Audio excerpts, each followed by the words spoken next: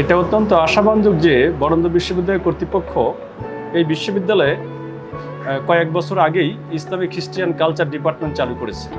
এটি অত্যন্ত যুগোপযোগী হয়েছে বলে আমি মনে করি।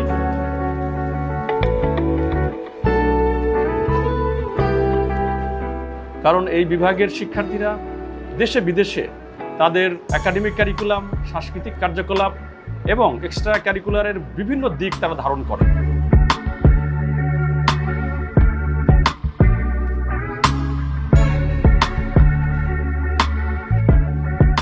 প্রথমে ইতিহাস কথাটা শুনলে ভীষণ ভয় লাগতো, কিন্তু ইসলামী ইতিহাস সংস্কৃতি বিভাগে যখন আমি ভর্তি হলাম, তারপর এই ইতিহাস সম্পর্কে আমার চিন্তাধারাটা বদলে গেছে। এই ডিপার্টমেন্ট আমাকে শিখিয়েছে ইতিহাসকে নতুনভাবে শিখতে, ইতিহাসকে বুঝতে।